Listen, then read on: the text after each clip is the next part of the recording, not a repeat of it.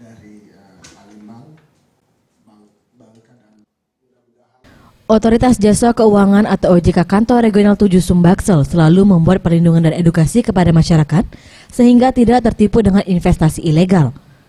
Salah satu upaya yang dilakukan OJK dengan membentuk Satuan Tugas Investasi Ilegal yang telah dikukuhkan pada Oktober 2016 lalu.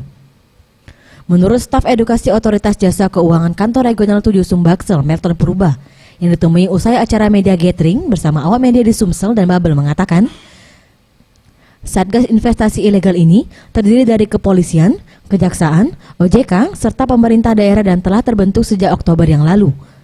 Hingga saat ini Satgas Investasi telah melakukan pendataan terhadap lembaga investasi yang beroperasi di Sumsel. Dan telah terdeteksi sekitar 60 lembaga investasi ilegal, baik yang beroperasi secara online maupun lainnya. Ke-60 investasi ilegal ini telah dibekukan OJK Regional 7 Sumbaksel. Dari Satuan Tugas Pas Investasi bisa dilihat Pak ya, di situs kita di sikapiuangmu.go.id Pak ya. Di situ sudah sekitar 60 investasi ilegal sudah kita screening. Dari operasi ini. Yang sudah ini kita, kalau ini ada beberapa investasi yang sudah kita entaskan seperti yang Dream for Freedom dan CSA itu sudah kita entaskan, dan investasi yang berupa seperti kayak di online itu udah kita koreksi sama Kominfo, itu dihapus dan diblokir situsnya. Seperti itu Pak tindakannya. Seperti itu. Jadi kalau yang sudah yang dimasuk dalam situs tadi itu sudah nggak beroperasi lagi. Melton menambahkan, sebelum masyarakat tertarik melakukan investasi, sebaiknya masyarakat dapat mengecek terlebih dahulu apakah produk investasi ini telah mendapatkan izin serta telah diawasi oleh OJK. Kemudian lalu kenali manfaat dan resikonya dengan menanyakan secara detail pada OJK.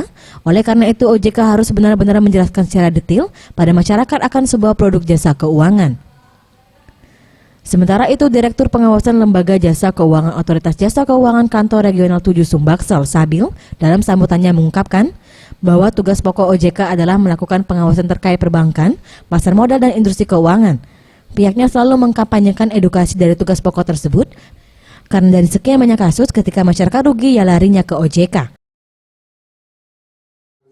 investasi yang menguntungkan, yang legal, yang ada otoritas yang mengawasi, maka kita yakin bahwa sedikit demi sedikit upaya-upaya investasi bodong atau penipuan itu bisa kita istilahnya, kalau orang semakin cerdas kan tentunya tidak mudah.